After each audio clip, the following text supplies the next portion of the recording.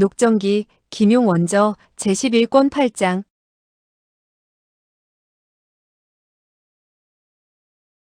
8. 통을도에 들이닥친 청나라의 함대들. 강희제는 실랑으로 하여금 대만을 침공케 하였다. 실랑은 팽호일전에서 대만의 수군을 크게 무찌르자 승리의 여세를 몰아 대만으로 진입할 수 있었다. 더욱이 연평군왕인 정극상이 싸우지도 않고 항복하는 바람에 대만도 마침내 청나라의 영역으로 편입되었다. 강희는 위소보의 추천으로 실랑이 큰 벼슬에 올라 이런 큰 공을 세웠기 때문에 특별히 위소보를 이등통을후로 진급시켰고 아울러 태자태보란 직함을 내렸다. 장남인 위호두에게는 음일등경차도이란 벼슬을 하사했다. 그러나 위소보는 사흔이 끝나자 마치 무엇을 잃어버린 것처럼 마음이 허전했다. 그는 실랑이 대만을 평정할 줄은 꿈에도 생각지 못했던 것이다. 위소보는 정극상과 원수지간이 되었고 게다가 사부인 진근남도 그에게 피살되었기 때문에 더욱 그를 미워하고 있었다. 그러나 대만이 평정되었기 때문에 복명의 희망은 완전히 사라져버리고 말았다. 그러니 어찌 섭섭하지 않을 수 있겠는가? 비록 그는 나이도 어리고 배운 것도 없었으나 천지회에 오랫동안 있었으므로 평소에 회의 형제들로부터 자주 들어서 만주인이 우리 한인의 강산을 차지하고 있는 게 몹시 부당하다고 생각하고 있었다. 그 때문에 정극상을 북경으로 잡아갔다는 말을 들어도 별로 기쁘지 않았다. 더욱이 그의 사부는 오직 대명의 천하를 회복하기 위해서 온갖 힘을 다 쏟았다. 그러니 설사 그 일이 이루어지지 않더라도 해외에 있는 대명의 그 영토만은 지키고 있어야 한다는 생각이었다. 그런데 사부가 피살되자마자 정극상이 바로 투항해버렸으니 사부가 저승에서 이 소식을 들으면 분명히 통곡할 것이라고 생각했다. 그날 사부가 피살된 것도 순전히 실랑과 싸운 후에 기진맥진해 있었기 때문에 정극상이 등 뒤에서 암살할 수 있었던 것인데 실랑의 득이양양한 모습을 본 그가 어찌 울화가 치밀지 않을 수 있겠는가? 위소보는 말했다. 시 대인께서 그런 큰 공을 세우셨으니 필시 높은 벼슬에 봉해졌겠군. 실랑이 미소를 지으며 말했다. 비직은 황상의 은혜를 입어 3등 정예 후에 봉해졌소이다. 위소보가 말했다. 축하하오, 축하하오. 그는 내심 생각했다. 난 이제 2등통을 후다. 황제가 나를 연이어 2계급 승진시킨 건 내가 실랑과 똑같은 3등후가 되면 섭섭하게 여길까봐 그랬던 것이 분명하다. 그러나 실랑이 대만을 평정하여 열렬한 환영을 받고 있을 때 자기는 이 황량한 섬에서 답답하게 지내고 있었던 일을 떠올리자 은근히 울화가 치밀었고 그가 더욱 미워졌다. 실랑은 문안을 올리고 나서 공손히 말했다. 황상께서는 비직을 소환하여 한 차례 격려하신 다음에 이렇게 말씀하셨습니다. 실랑, 내가 이번에 출사하여 공을 세울 수 있었던 것이 누구의 덕택인지 알고 있느냐? 그리고 옛날 내가 북경에 있을 때 아무도 널 거들떠보지 않았는데 누가 널 청거했느냐? 비직은 이렇게 대답했습니다. 황상께 아뢰오. 그건 위 백장님의 보살핌과 황상의 은총에 힘입은 것입니다. 황상께서는 이렇게 말씀하셨습니다. 내가 근본을 잊지 않았다니 기특하구나. 그럼 넌 이 길로 통을도에 가서 위소보에게 성지를 전하거라. 그리하여 비직이 이처럼 달려온 것입니다. 위소보는 한숨을 내쉬며 생각했다. 내가 청거한 사람들은 모두 공을 세웠는데 정작 나 자신은 이 섬에서 꼼짝도 못하고 있구나. 비록 황상은 내 벼슬을 끊임없이 올려주고 있지만 설사 내가 통을왕으로 봉해진다 해도 무슨 소용이 있겠는가? 시 대인, 그대가 대만의 전선을 타고 오는 바람에 난 정말 깜짝 놀랐소. 난 대만의 수군이 쳐들어오는 줄로 알았지 그대가 뽐내러 오는 줄은 꿈에도 생각지 못했소. 실랑은 얼른 사죄하며 말했다. 당치도 않습니다. 비직은 성지를 받고 급히 백장님을 뵙기 위해서 성능이 우수하고 속도가 빠른 대만 배를 타고 온 것입니다. 대만의 전선이 빨리 달릴 수 있는 건 순전히 배 위에 해와 달이 그려져 있는 휘호 때문이지요. 난 그것도 모르고 조금 전에 속으로 시 대인 자신이 대만에서 자립하여 왕이 된 줄 알고 정말 걱정했소이다. 순간 시랑은 크게 놀라며 급히 말했다. 비직이 대만 전선 위에 있는 휘호를 지우지 못한 건 일시적인 소홀함 때문이니 너그럽게 용서해 주시기 바랍니다. 사실 그의 소홀함 때문이 아니었다.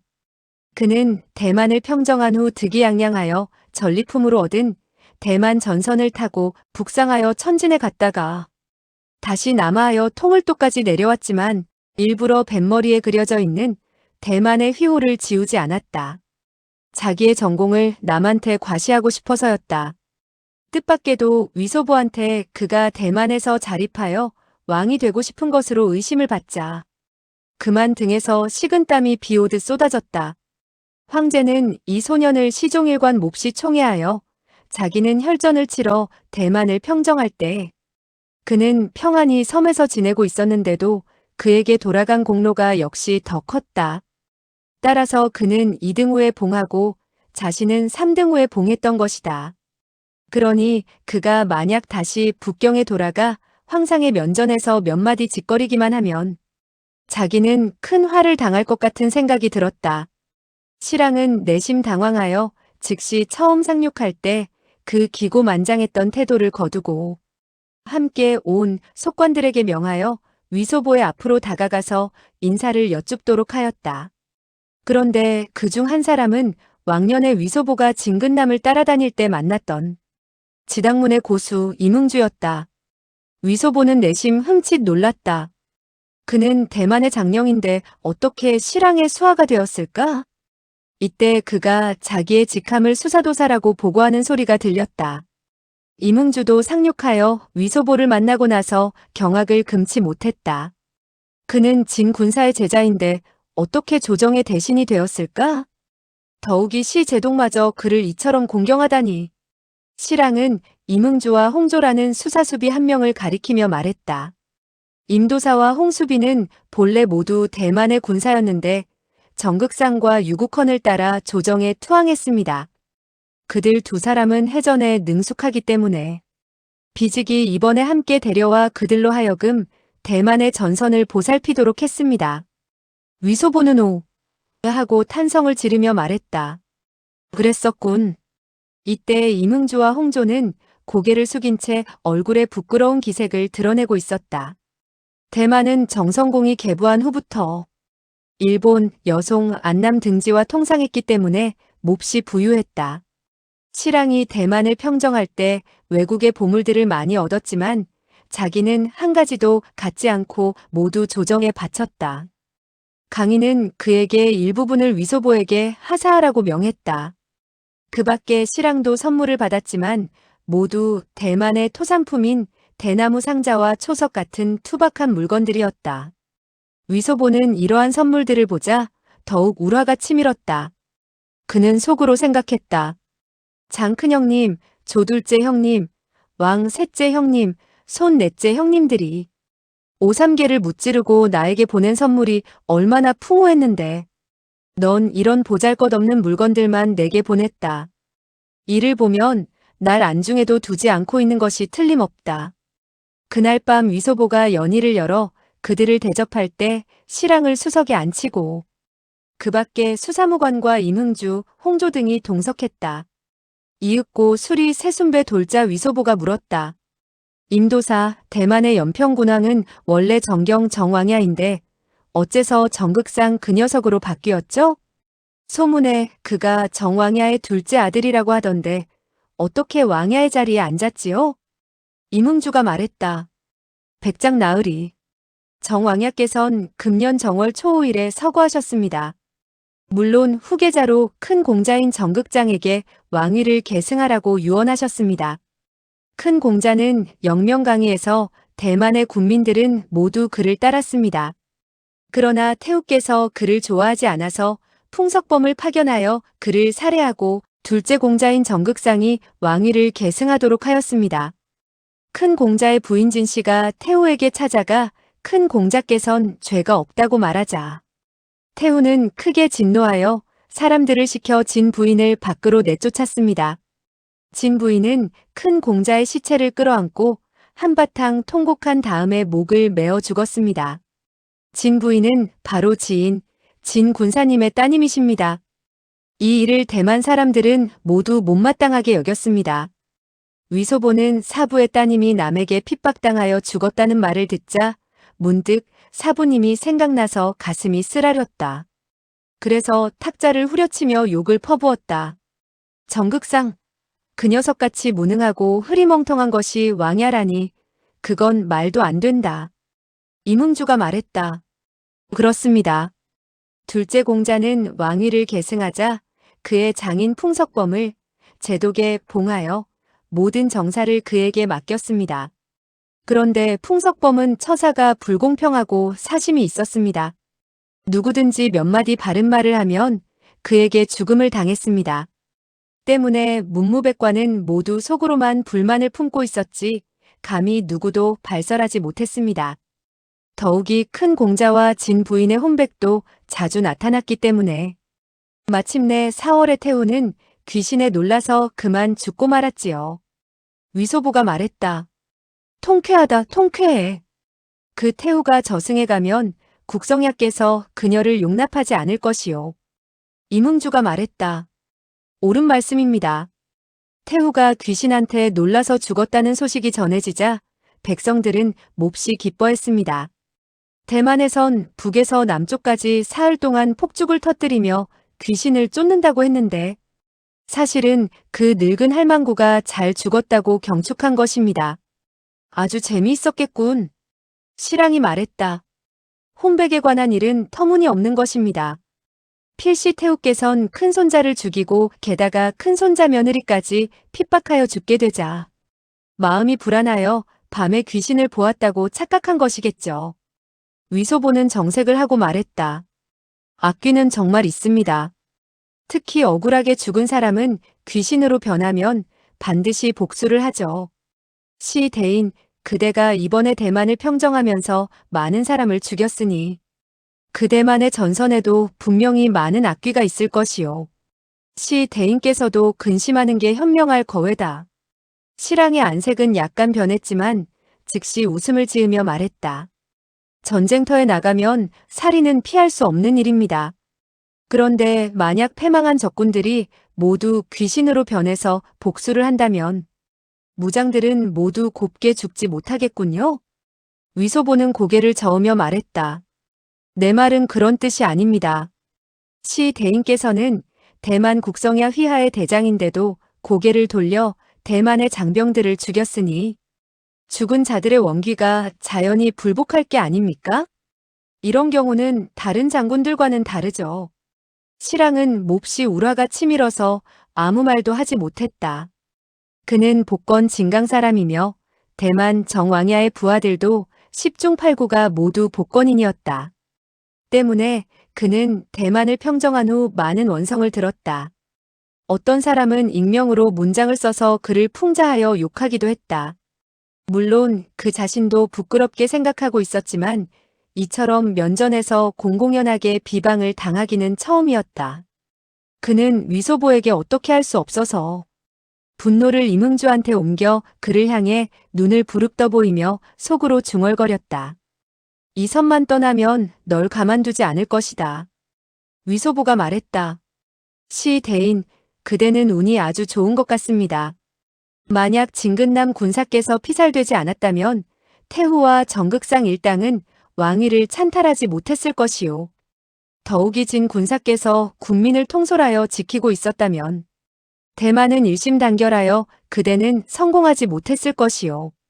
실랑은 아무 말도 하지 않았다. 내심 자기의 재능은 진근남보다 훨씬 못하기 때문에 만약 그 사람이 죽지 않았다면 자연히 국면이 크게 달라졌을 것이라고 생각했다. 이때 홍조가 갑자기 말을 가로챘다. 위 나으리의 말씀이 옳습니다. 대만의 병장과 백성들도 모두 그렇게 말하고 있습니다. 사람들은 모두 정극상을 불효자라고 원망하고 있습니다. 실랑은 화를 내며 말했다. 홍수비, 자네는 이미 대청에 투항한 몸인데 어찌 감히 그런 대형무도한 말을 입에 담을 수 있단 말이냐? 순간 홍조는 얼른 일어나며 말했다. 소인의 일시적인 잘못을 대인께서는 너그럽게 용서하시기 바랍니다. 홍형, 그대의 말은 모두 사실이요. 설사 황상께서 직접 들으셨다 해도 나무랄 수 없었을 것이요. 그러니 앉아서 술이나 드시지요. 홍조가 말했다. 예.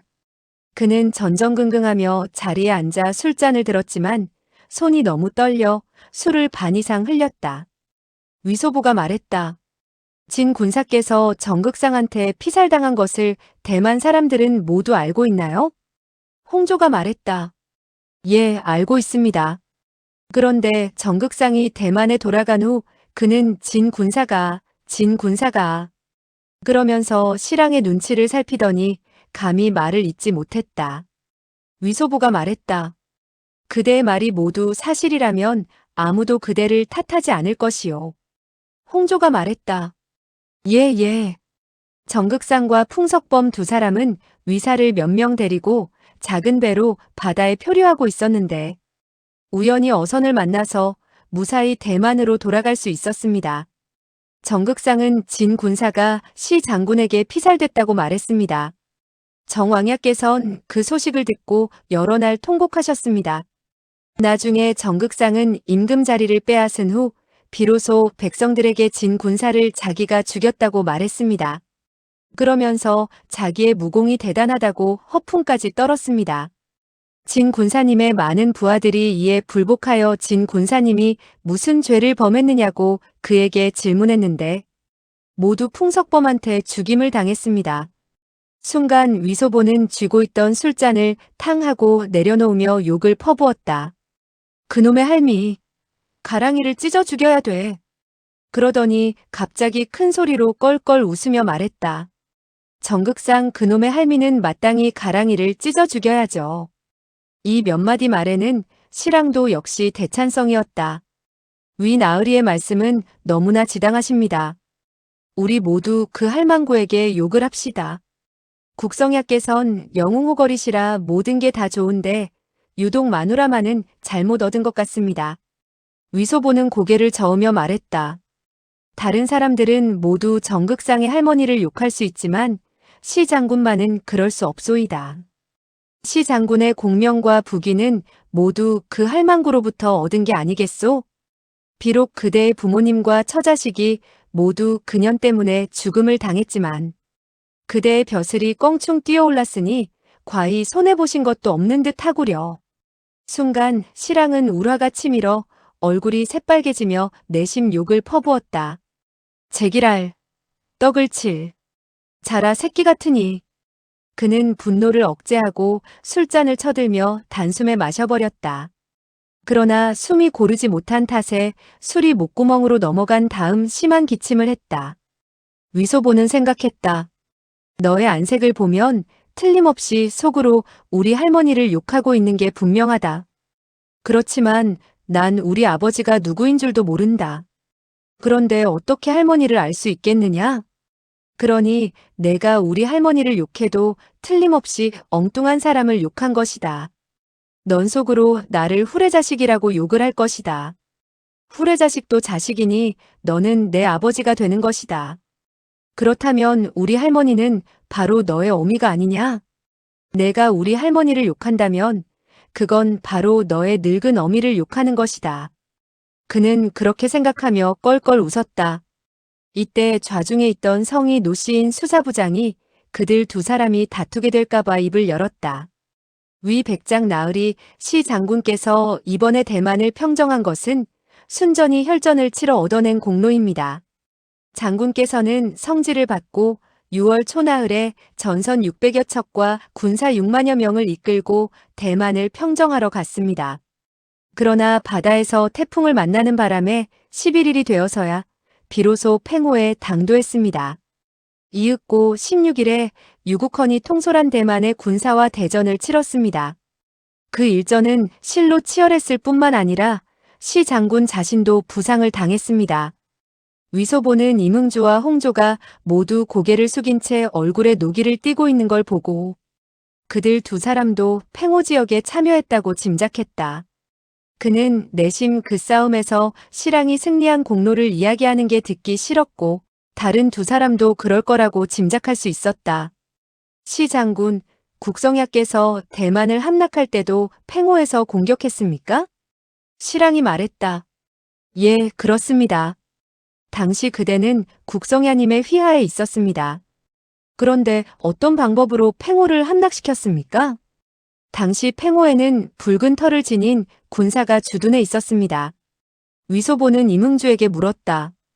왕년에 국성야께서 바다 건너 동쪽을 정벌할 때 임형께서 등패병을 이끌고 양놈들의 다리를 베었다던데 무슨 방법으로 벤 것입니까? 순간 임흥주는 생각했다. 그 얘기는 이미 당신한테 들려줬는데 지금 다시 되묻는 건 분명히 실랑이 대만을 평정한 더러운 일을 듣고 싶지 않아. 나로 하여금 국성야님과 진 군사의 영웅적인 무용담을 얘기하라는 것이군. 그러나 나 자신의 일은 많이 얘기할 수 없고 또 실랑이 앙심이라도 품으면 틀림없이 날 가만두지 않을 것이다. 그러니 아무래도 그를 좀 추켜 세우는 것이 좋겠구나. 이렇게 생각한 그는 말했다. 시 장군께서 대만을 2번 공격한 전공은 실로 대단한 것입니다. 왕년에 국성야께서 장군들을 소집하여 바다 건너 동정할 일을 상의할 때 많은 장군들은 모두 대만이 난공불락의 천연 요새이며 바다의 풍랑도 거세고 홍목위의 포화도 위력이 대단하기 때문에 몹시 위험한 일이라고 했습니다. 그러나 진 군사와 시장군께서는 적극적으로 공격했습니다. 그래서 결국은 큰 공을 세웠습니다. 실랑은 그의 이러한 말을 듣자 안색이 다소 좋아졌다. 임흥주가 다시 말했다. 순치 18년 2월. 실랑이 말했다. 임도사, 명나라의 연호는 다시 거론하면 안 됩니다. 그건 대청 순치 18년이죠. 임흥주가 말했다. 예. 그해 2월 국성야의 대영은 금문성으로 이주했습니다. 3월 초열흘 날 국성야와 진 군사는 친구누무위, 좌우호위, 효기진, 좌선봉, 중충, 후위진, 선의전우진, 원초우진 등 각군의 전함을 모두 규합하여 요람안에서 바람이 잔잔하길 기다렸습니다. 당시 군심은 황황해서 많은 사람들이 바다를 두려워했습니다. 그러자 국성야와 진 군사, 시 장군께서 각 진을 돌면서 군심을 안정시켰습니다. 그런 식으로 줄곧 23일 정오까지 기다렸습니다. 그제서야 비로소 날씨가 좋아졌고 풍랑이 잠잠해졌습니다. 마침내 대군은 출항하여 24일 오후 팽호에 당도했습니다. 그러나 팽호에 도착한 후 태풍이 다시 불어왔고 바다의 풍랑도 크게 일어서 여러 날 동안 배를 띄울 수 없었습니다. 팽호의 섬에는 양식이 없었습니다. 양식이 부족해지자 모두 감자로 끼니를 이었습니다. 그러자 군심은 다시 혼란에 빠졌습니다. 그렇게 30일까지 기다려봤지만 날씨는 좋아지지 않았습니다. 마침내 더 이상 기다릴 수 없어서 국성야께서는 출발 명령을 내리셨습니다. 태풍으로 거센 파도가 일었지만 아랑곳하지 않고 모두 동정하기로 결심한 것입니다. 그날 밤 일경이 지나자 국성야의 중군 함상에는 숫자 큰 깃발이 올랐고 3번 발포했습니다. 이윽고 금고가 일제히 울리면서 전선은 돛을 올려 동쪽으로 향했습니다. 당시 하늘에는 온통 먹구름이 깔려 있었고 해상의 파도는 마치 한 채 한 채 작은 산처럼 뱃머리로 덮쳐왔습니다. 바람도 세차게 불었고 비도 억수같이 쏟아져서 사람들은 모두 흠뻑 젖어 있었습니다. 그때 국성야께선 장검을 손에 쥐고 뱃머리에 서서 큰 소리로 외쳤습니다. 충성을 다하여 나라의 은혜에 보답하자. 풍랑을 두려워하지 말라. 이에 수만 명의 군사들도 일제히 큰 소리로 외쳤습니다. 충성을 다하여 나라의 은혜에 보답하자. 풍랑을 두려워하지 말라. 그때의 함성은 마치 광풍거랑의 소리도 잠재워버린 듯 했습니다. 위소보가 실랑에게 말했다. 그 당시 시 장군께서도 함성을 지르셨겠군요. 그때 비직은 하문을 지키라는 명을 받았기 때문에 대만으로 못 갔습니다. 그런 일이 있었군요. 정말 애석한 일입니다. 노부장이 말했다. 정왕야께서 팽호에 당도하여 만난 것은 대풍과 거센 파도에 불과했지만 시 장군이 팽호에서 벌인 싸움은 실로 경심동백할 혈전이었습니다. 유국헌이 통솔한 수군은 팽호의 우신만과 계룡서에서 진을 치고 있었습니다. 연안 20리 안에는 모두 토방을 쌓았고 토방마다 대포를 설치했습니다. 대청의 수군이 당도하자 언덕 위에 대포를 일제히 쏘아댔고 화전, 분통이 빗발쳤습니다. 정말 형용할 수 없이 맹렬한 반격을 퍼부었습니다. 위소보는 웃으며 말했다. 노부장, 내가 보기에 그대의 담력은 나하고 비슷한 것 같습니다. 노부장이 말했다. 과찬의 말씀. 소장이 어찌 백장 나으리를 따를 수 있겠습니까? 그게 정말입니까? 물론입니다. 참 이상하군요. 난 내 담력이 쥐처럼 작아서 형편없는 줄 알았는데 그대가 나보다 더 작다고 하다니. 하하하. 알 수 없군, 알 수 없어. 노부장은 얼굴만 붉힐 뿐 감히 대꾸를 하지 못했다. 위소보는 임응주에게 물었다. 국성야께서는 대군을 이끌고 바다로 나간 후 어떻게 됐습니까? 임응주가 말했다. 처음 전선은 풍랑 속에서 2시즌 동안이나 지체했습니다. 그러나 삼경쯤 되자 갑자기 날씨가 맑아지면서 바람과 파도가 잔잔해졌습니다. 더욱이 잠시 지나자 바람까지 순풍으로 변했습니다. 순간 군사들은 울에 같은 함성을 질렀습니다. 모두가 하늘의 보살핌이라며 이번 원정은 반드시 승리할 것이라고 했습니다. 이윽고 다음날 아침에 전선은 노기문 밖에 당도했고 대나무로 수심을 측량했습니다. 그런데 뜻밖에도 수심이 얕아서 앞으로 전진할 수 없었습니다.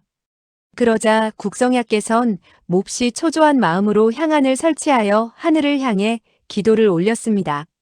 이윽고 잠시 지나자 조수가 갑자기 불어서 전선들이 일제히 노기문으로 밀려 들어갔습니다. 순간 안상의 홍모병들은 마구 대포를 쏘며 공격했습니다.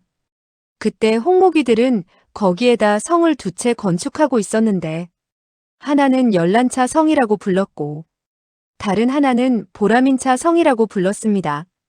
위소보가 웃으며 말했다. 양놈들은 지명을 괴상망측하게 지었군. 무슨 열례차니 냉례차니 나무바람일다고 한 세음보살이니. 임응주가 미소를 지으며 말했다.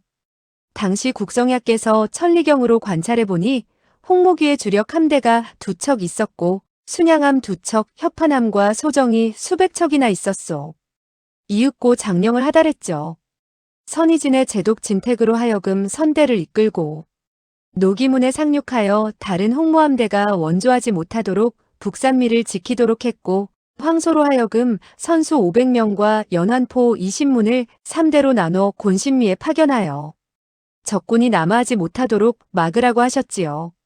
비직한테는 등패수 500명을 이끌고 귀자포 뒤로 돌아가서 곤신의 왼쪽을 맡으라고 하셨으며 또 소공신한테는 쾌초 20척을 이끌고 홍모대가 칠곤신을 지나 공격해 오는 걸 발견하면 즉시 상륙하여 공성하는 것처럼 가장하여 큰 소리로 함성을 질러서 그들을 견제하라고 하셨지요.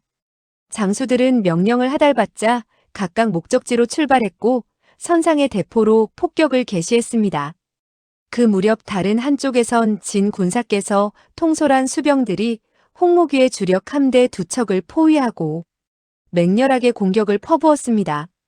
함성은 높이 울려 퍼졌고 바다는 온통 화약 연기와 화염으로 뒤덮여 있었습니다. 약 1시즌 정도 싸움 끝에 꽝 하는 거대한 소리와 함께 홍모기의 주력함 한 척이 아군에게 격침되었습니다. 나중에야 비로소 그 전함이 패극더가 호였고 홍모기 수군의 정예부대란 걸 알았습니다. 다른 한 척은 마리아 호였는데 일부가 파손되어 동쪽 바다로 향해 달아나 버렸습니다. 또 2척의 홍모기 순양함도 격퇴당했습니다. 그 무렵 진택이 통솔한 형제들은 홍모기의 육군을 만났지만 모두 죽음을 무릅쓰고 공격해갔습니다. 비록 홍모기의 총기는 무서웠지만 전력을 다해 싸우는 아군의 용감성을 보고 홍모기들은 놀라서 투지를 잃은 채 성 안으로 후퇴했습니다. 마침내 아군은 적감으로 상륙하여 곧장 보라민차 성을 함락시켰습니다. 위소보는 수를 따라 양손으로 임흥주에게 건네주며 말했다. 임형, 수고가 많으셨습니다. 내 그대에게 한 잔 권하겠소.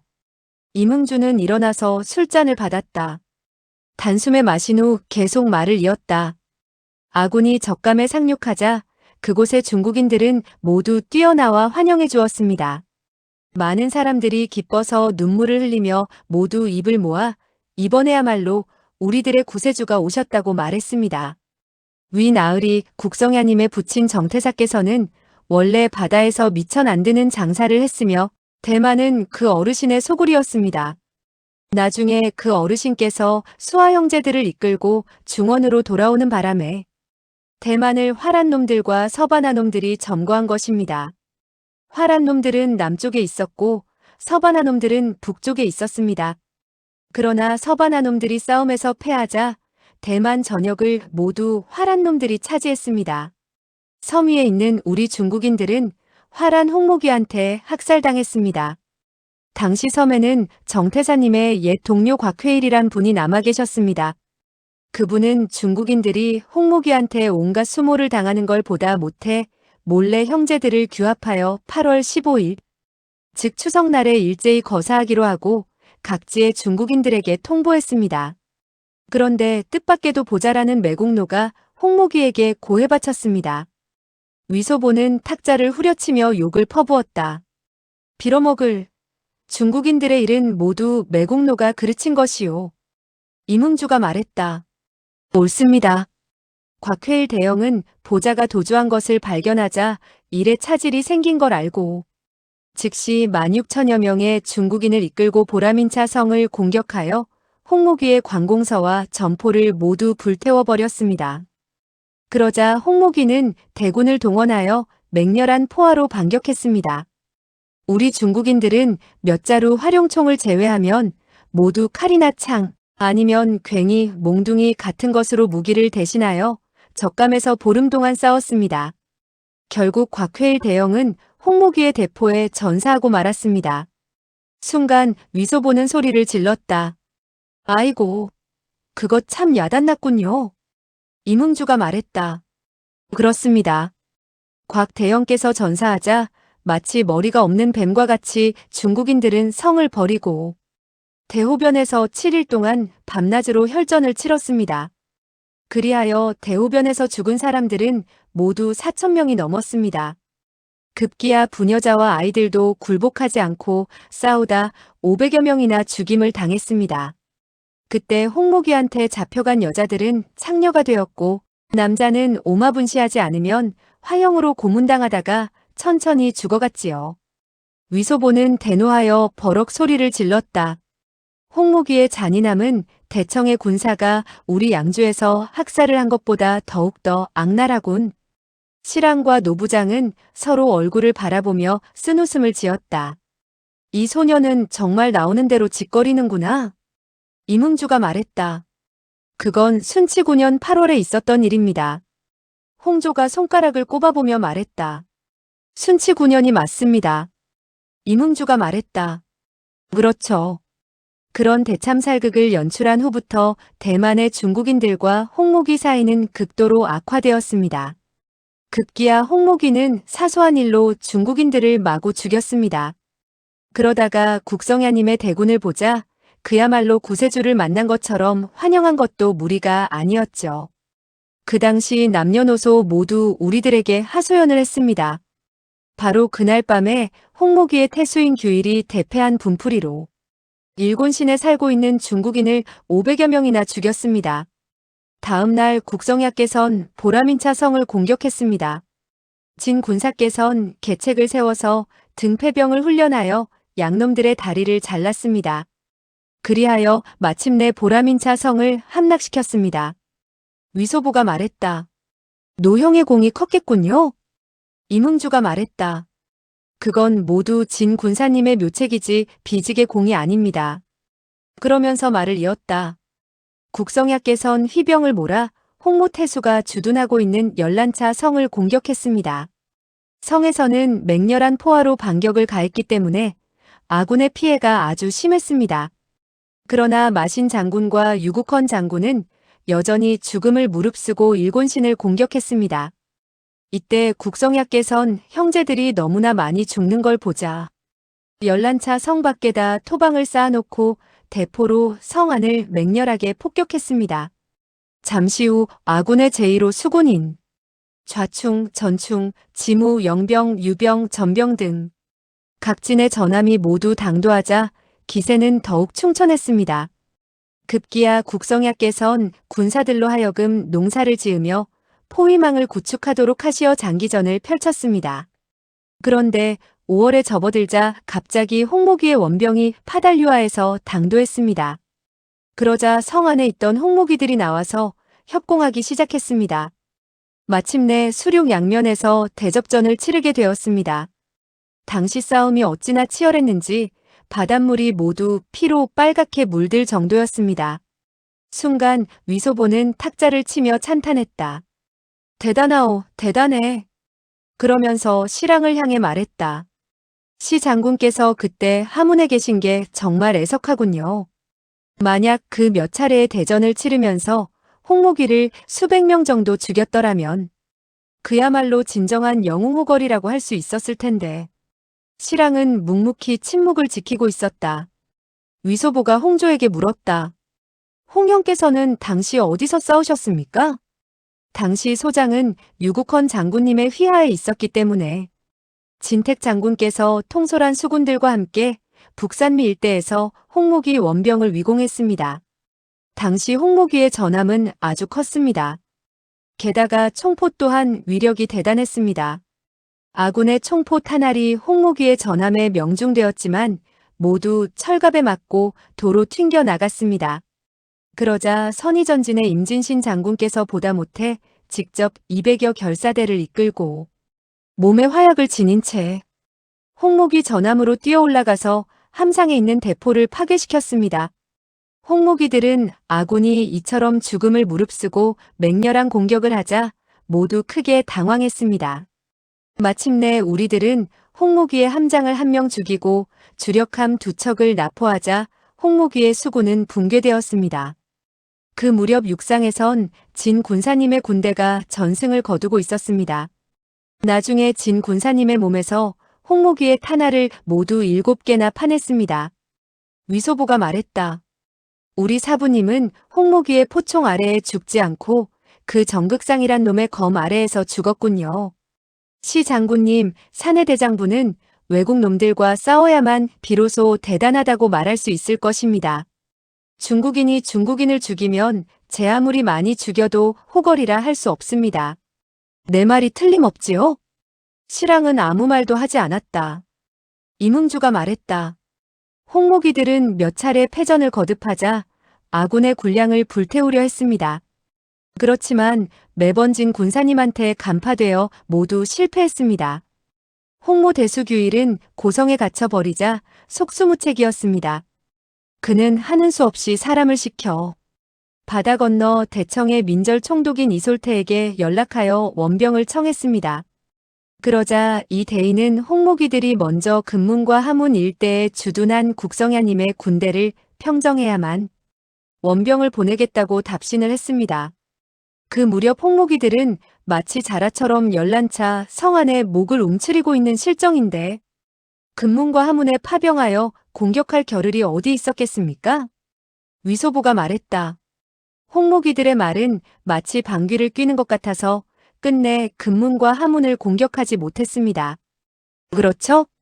그러나 우리 대청은 항상 약속대로 이행했습니다. 단지 지체된 것뿐이죠. 안 그렇습니까? 시 장군께서 군대를 이끌고 대만을 공격할 때 홍목이들과 사통회국하지 않았습니까? 시랑은 더 이상 못 참겠다는 듯이 벌떡 일어나 화를 벌컥 내며 말했다. 위 백장님, 형제는 그대와 함께 모두 대청의 관리인데 무엇 때문에 그대는 항상 저를 야유하는 것이오?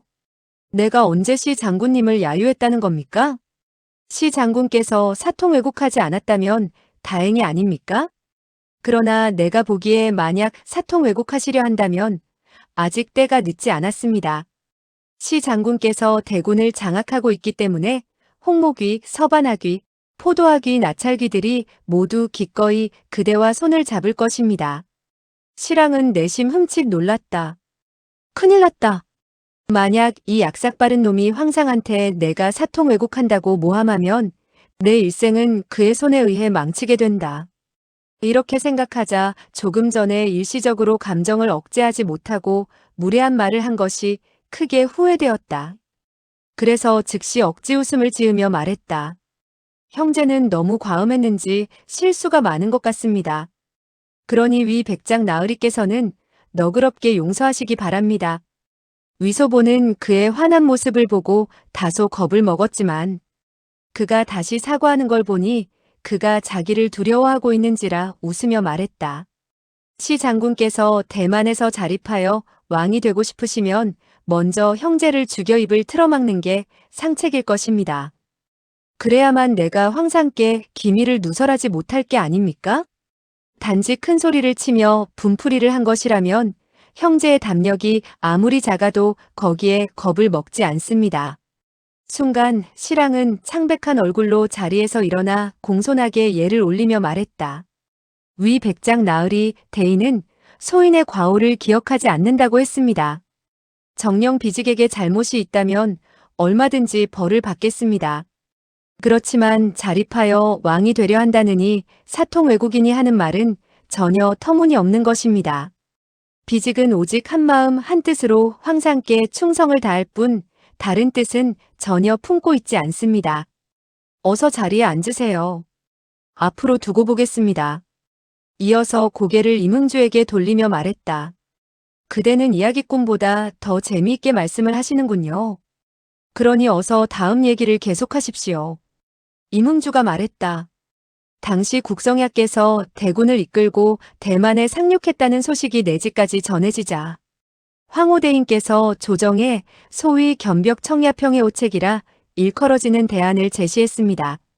황후라는 사람은 누구입니까? 순간 임응주는 시랑의 눈치를 한번 살피더니 기침을 몇 번 할 뿐 즉시 대답하지 않았다. 시랑이 입을 열었다. 그 황대인이란 분도 원래 국성야님의 휘하에 있었으며 벼슬은 총병이었습니다. 그러나 조정에 귀순한 후 관운이 형통하여 돌아가실 때 1등의 진공에 봉해졌습니다. 위소보가 말했다. 그 사람도 역시 대매국. 마지막 노자는 도로 삼키고 말았다. 순간 시랑은 얼굴을 붉히며 내심 생각했다. 내가 날 대매국노라고 욕했지만 내가 보기에 너도 가짜 만주인 같은데 그렇다면 우리는 피차일반이 아니더냐? 위소보가 말했다. 그 황홀한 자는 얼마나 황상께 아부를 잘했길래 단숨에 공작에 봉해졌습니까? 정말 재주가 보통이 아니군요.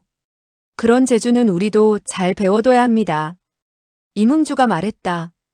그 황호는 왕년에 국성야께서 해징에 파견하여 그곳을 지키라고 했는데 그는 여러 장수들과 함께 조정에 투항했으며 귀순하지 않은 장사들은 모두 죽였습니다. 당시 대청나라의 조정에서는 국성야 때문에 골머리를 앓고 있었는데 갑자기 상대방의 장군 한 사람이 군대를 이끌고 성시까지 한꺼번에 귀순했으니 그 얼마나 반가웠겠습니까? 그 때문에 특별히 후한 벼슬을 내렸던 것입니다. 그랬었군요. 그가 제시한 계책이란 도대체 어떤 것이었습니까? 순간 임응주는 탄식하며 말했다. 그 황대인이란 분은 백성들에게 실로 엄청난 피해를 입혔습니다. 그의 평해오책의 제1조는 연안에 살고 있는 백성들을 모두 내지로 이주시키는 것입니다. 그렇게 되면 금문과 하문은 대만과 완전히 분리되는 거죠. 제2조는 연안에 있는 모든 배를 불태우는 것입니다. 그리고 앞으로 목판 한 조각이라도 바다에 띄우는 걸 금하는 겁니다. 제3조는 국성야님의 부친인 정태사를 살해하는 겁니다. 제4조는 국성야님의 조상들의 묘지를 파헤쳐서 그의 풍수를 망치는 것입니다.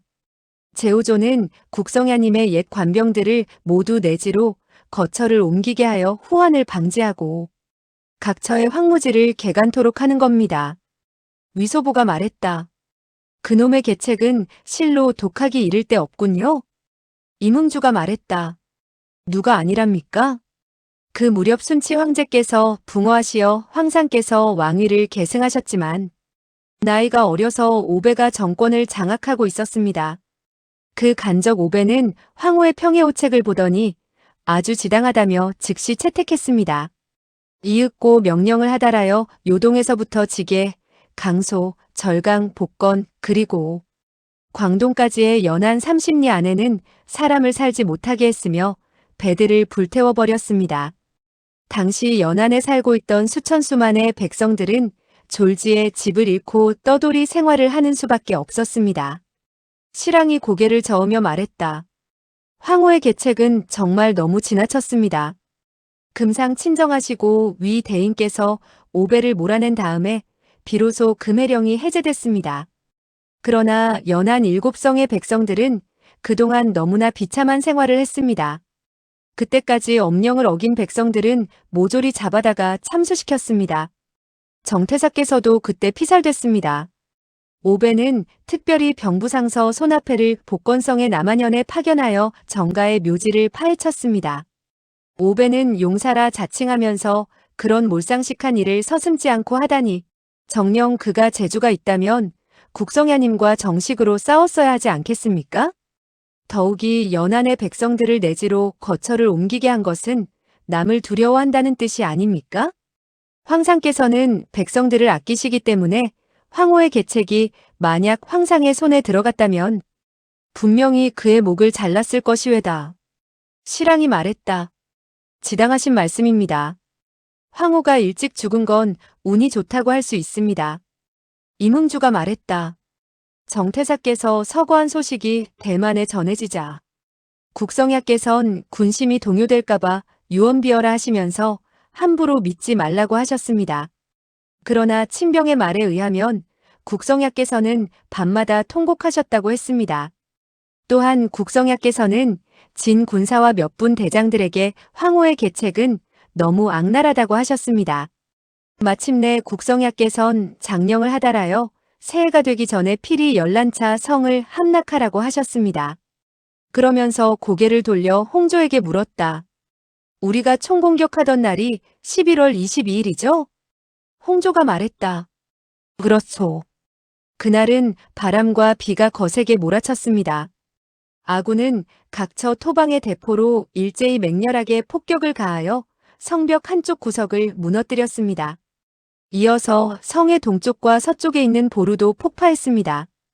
그러자 홍무기들은 죽음을 무릅쓰고 밖으로 뛰쳐나왔지만 수백 명이 죽은 후 다시 후퇴하여 도로 들어갔습니다. 얼마 후 홍모태수규일은 백기를 올려 항복했습니다. 그러나 당시 대만에 있던 중국인들은 모두 복수를 하겠다고 홍모기들을 모조리 죽이려 했습니다. 국성야께서는 백성들에게 우리 중국은 예의지국이라 일단적이 투항하면 더 이상 죽일 수 없다고 하셨습니다. 결국 홍모태수로부터 항서에 서명하도록 하고 패잔병들을 끌고 대만을 떠나 파달류아로 떠나도록 하셨습니다. 홍모기들은 명나라 청계 4년부터 대만을 점거했으니 모두 38년 동안 점거하고 있었습니다. 급기야 순치 18년 11월 29일에 비로소 대만이 다시 중국의 영토로 돌아온 것입니다. 이문주가 말했다.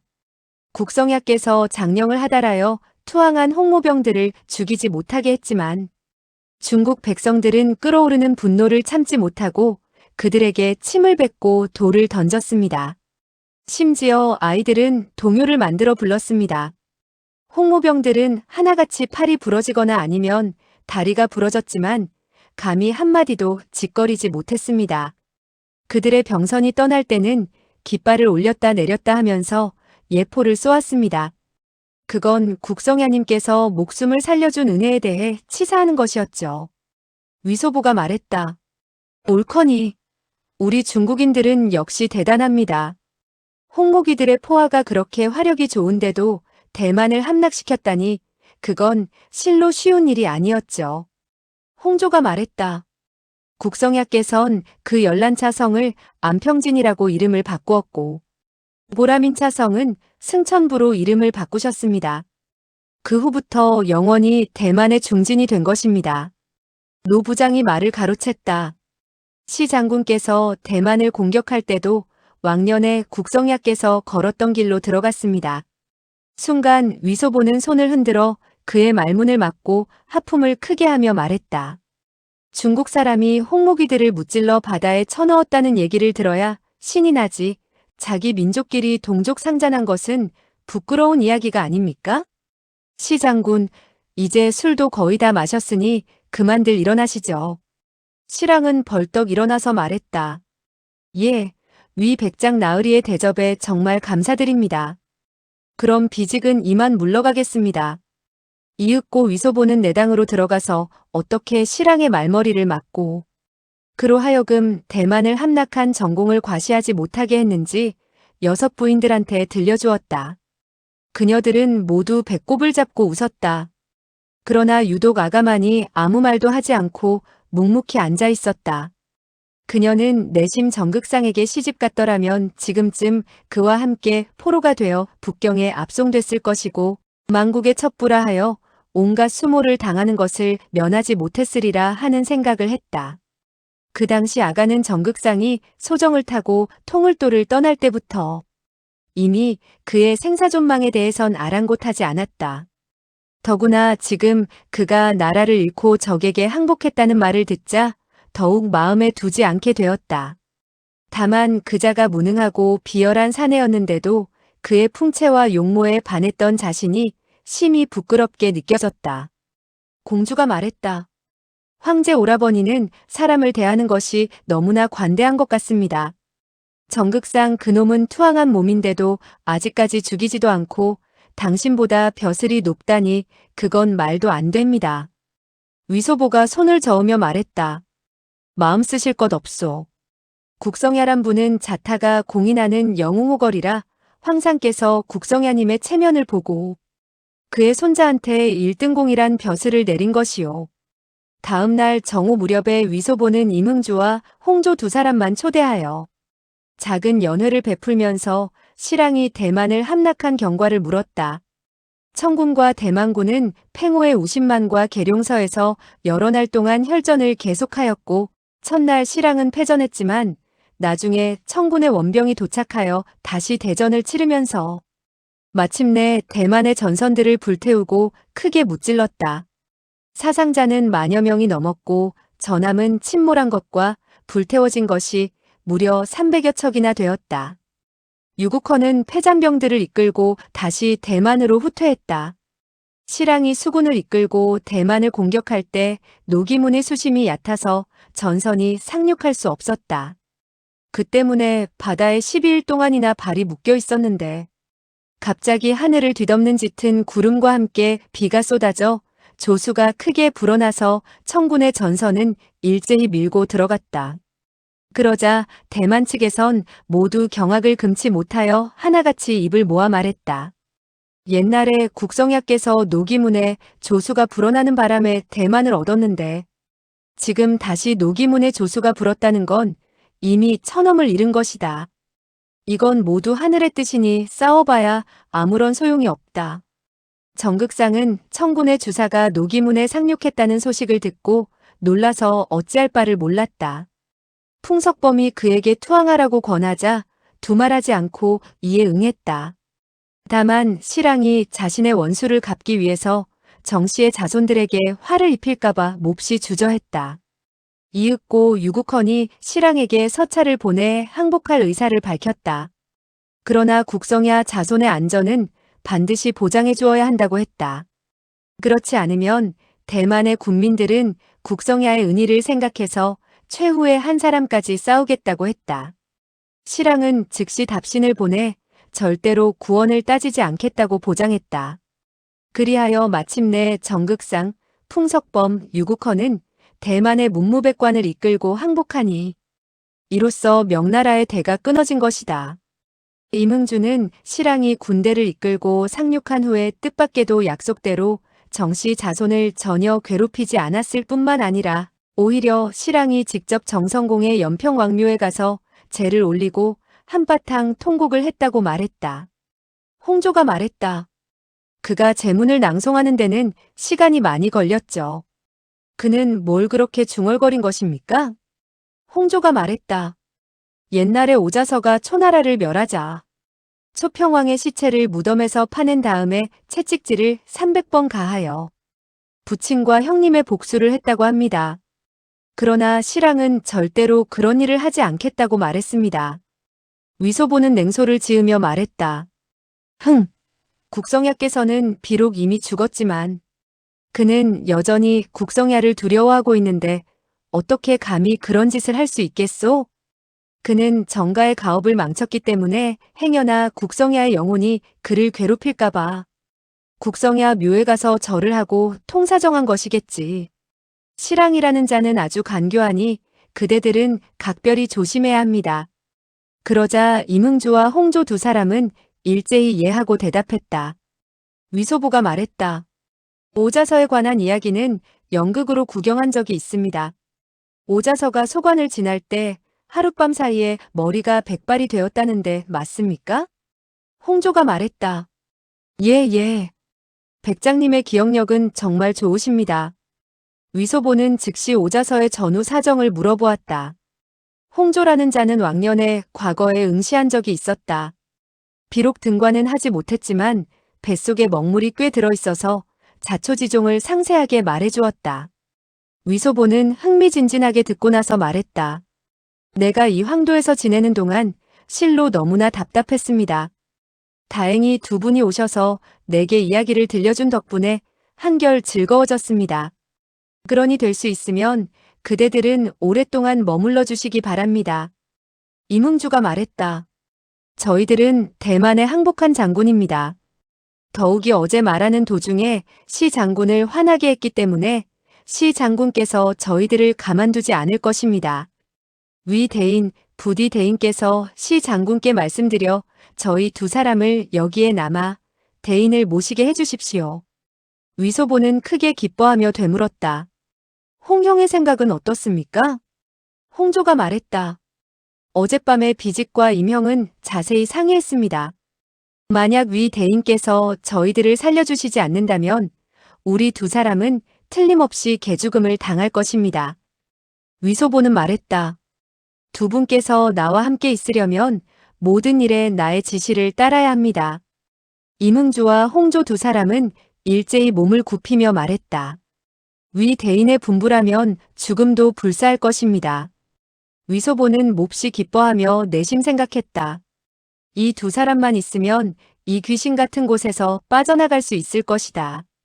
강희 황제는 팽 참장으로 하여금 군대를 이끌고 통을도를 지키라고 파견할 때 사전에 미리 성지를 내렸다. 즉 위소보나 그의 가족들은 절대로 섬에서 한 발자국도 밖으로 나가지 못하게 한 것이다. 팽 참장은 약삭 빠르지도 못하고 재주도 별로 없었지만 황상의 성지라면 어떠한 일이 있어도 감히 거역하지 못했다. 강희 황제가 그로 하여금 단단히 지키라 명했으니 그는 단단히 지키고 있을 뿐이었다. 위소보가 그를 죽이는 것은 어렵지 않았다. 그렇지만 이 500명의 군사들을 모두 죽인다 해도 배가 없으면 섬을 빠져나갈 수 없었다. 그러나 이 두 사람은 수군의 장수였으니 배를 만드는 것과 항해하는데 분명 재주가 있을 것이다. 그날 밤 다시 연회를 베풀어 실왕을 초대했다. 이번에는 단지 임흥조와 홍조 두 사람만 동석하게 하였다. 잠시 동안 잡담을 나누고 나서 위소보가 말했다. 시 장군, 아무래도 그대는 여기서 한두 달 더 머물러 주셔야 하겠습니다. 실왕이 말했다. 비직도 오래 머물러 있으면서 자주 대인의 교회를 듣고 싶지만 대만이 아직 안정되지 않아서 오랫동안 떠나 있을 수 없어 내일 대인께 하직 인사를 고할까 합니다. 그대가 나와 오랫동안 함께 있으면서 자주 나의 교회를 듣겠다는 말이 진심입니까? 아니면 내 환심을 사려고 하는 말입니까? 실왕이 말했다. 물론 비직의 가슴속에서 우러나온 진심입니다. 왕년에 대인을 따라 통을도에 군대를 주둔시키고 신룡교를 포격할 때 매일 대인의 가르침을 경청하면서 대인과 함께 술을 마시고 노름하고 농담을 했던 그 시절이 정말 그립습니다. 만약 그런 생활을 다시 즐길 수 있다면 그대는 기꺼이 응해주시겠군요. 시랑이 말했다. 그야 당연한 일이죠. 훗날 황상께서 대인에게 막중한 중책을 맡기시면 비직은 당연히 대인을 따를 것입니다. 위소보는 고개를 끄덕거리며 말했다. 그건 아주 간단합니다. 그대가 나를 따라 나의 농담을 듣고 싶다면 아무런 어려움도 없습니다. 그러니 우리 내일 함께 대만으로 가도록 합시다. 순간 시랑은 깜짝 놀라며 벌떡 자리에서 일어나 떨리는 목소리로 말했다. 그 일은 황상의 성지를 받지 않았기 때문에 비직은 감히 명을 따를 수 없습니다. 그러니 대인께서는 용서해 주시기 바랍니다. 내가 대만에 가고 싶은 건 단지 국성야께서 대남과 대북을 개간하여 새로운 도시를 일으키신 걸 직접 보고 싶어서입니다. 내가 대만에 가면 그대는 나의 교회를 자주 들을 수 있지 않습니까? 이 말은 그대 자신이 직접 말한 것입니다. 난 단지 그대의 인간성이 좋고 게다가 옛날에 나를 따른 적이 있어서 또 우리들은 옛 상사와 옛 부하의 관계라 방법을 강구하여 그대의 부탁을 들어주는 겁니다. 내가 대만에 가서 한두 달쯤 놀고 온다 해도 그대가 말하지 않고 내가 말하지 않으면 황상께서도 모를 것입니다. 시랑의 표정은 극도로 난처했다. 그는 허리를 굽히며 말했다. 위 대인, 그 일은 실로 난처한 일입니다. 물론 대인의 명령을 비직이 따라야 옳겠지만 황상께서 아시게 되면 소인은 문책받을 것이고 소인으로선 도저히 감당할 수가 없습니다. 더욱이 황제께 말씀드리지 않는다면 그건 황제를 기만하는 대죄를 범하는 것인데 비직이 어찌 감히 그런 일을 할 수 있겠습니까? 위소보가 웃으며 말했다. 앉으세요, 앉으세요. 시 장군께서 난처하시다면 더 이상 거론하지 않겠소. 기군의 죄라는 말이 나왔으니 솔직히 털어놓겠는데 나도 황상을 기만했던 일이 여러 번 있었소. 그렇지만 황상께선 번번이 넓으신 도량으로 욕을 몇 마디 하셨을 뿐 크게 문제 삼지 않으셨습니다. 시랑이 말했다.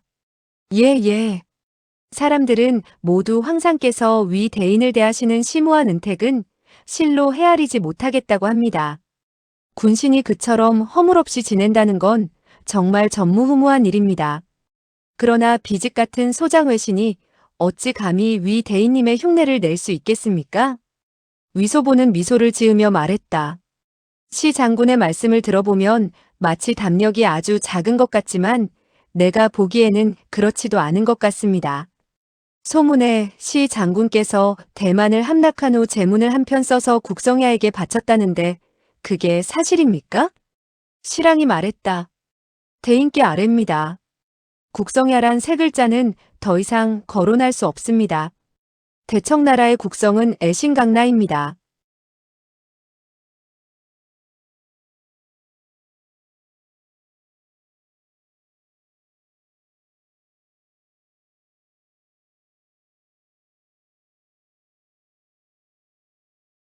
녹정기 김용원저 제11권 9장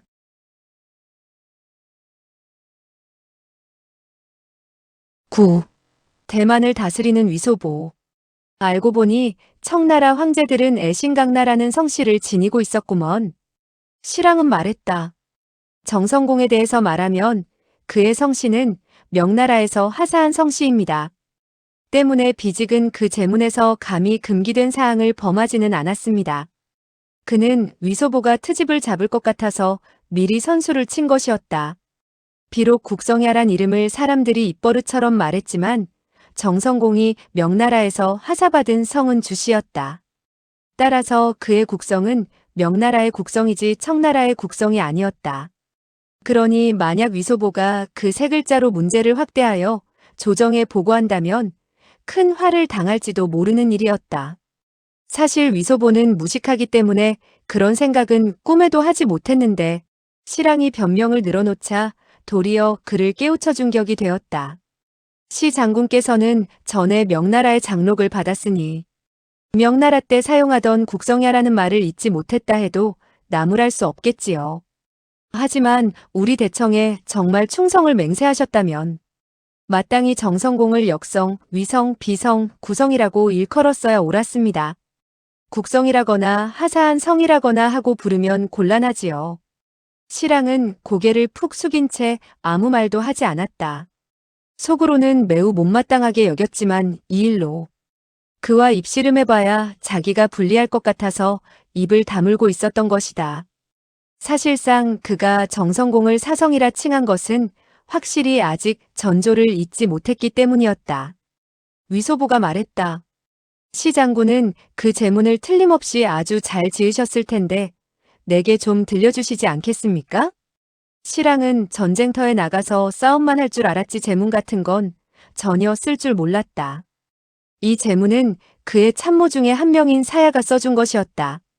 그 사야는 퍽이나 재능이 있었다. 제문을 잘 지어준 덕분에 시랑은 많은 사람들로부터 칭찬을 받고 내심 기뻐했다. 그리고 그중 많은 구절들을 가슴에 기억한 채 자주 남에게 들먹이곤 했었다.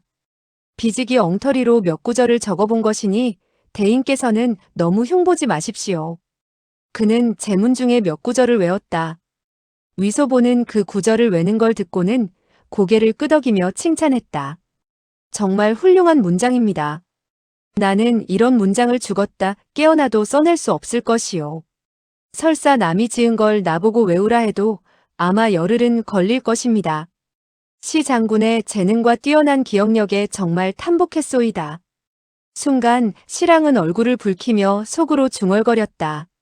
넌 내가 쓴 게 아니고 남이 쓴 걸 뻔히 알면서 이처럼 나를 비꼬는구나. 그렇다면 나도 더 이상 너와 입씨름할 필요가 없다. 위소보가 말했다.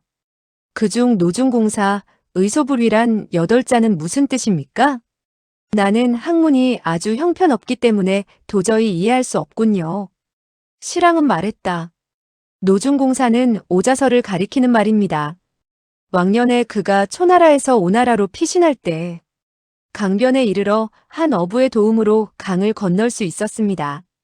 그런데 어부가 먹을 걸 구하러 간 사이에 오자서는 추병이 따라올까봐 강변에 있는 갈대밭에 몸을 숨겼습니다.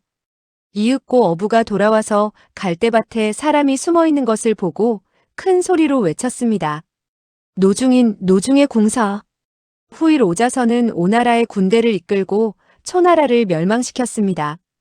그는 초나라를 평정한 후 초평왕의 시신을 무덤에서 파낸 다음에 300번 채찍질을 가하여 그의 부친과 형님을 살해한 복수를 했습니다. 정성공은 전에 저의 부모 처자를 죽였기 때문에 대만 사람들은 제가 대만을 평정하면 똑같은 복수를 할까봐 두려워했습니다. 비직은 그 제문에서 절대로 그런 일을 하지 않겠다고 말했습니다. 그러니 하늘에 있는 정성공의 영혼도 안심하고 대만의 군민들도 염려하지 말라고 했습니다. 그랬었군요. 시 장군은 자신을 오자서에 비유하시는군요. 오자서는 영웅호걸인데 비직이 어찌 감히 비할 수 있겠습니까?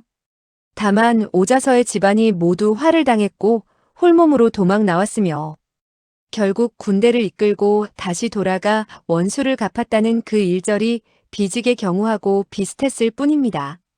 위소보는 고개를 끄덕이며 말했다.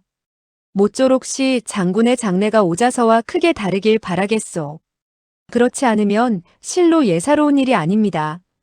순간 시랑은 오자서가 오나라에서 큰 공을 세웠지만 훗날 오왕한테 죽임을 당했다는 생각이 들어 자기도 모르게 안색이 변하면서 술잔을 쥐고 있던 손을 벌벌 떨었다.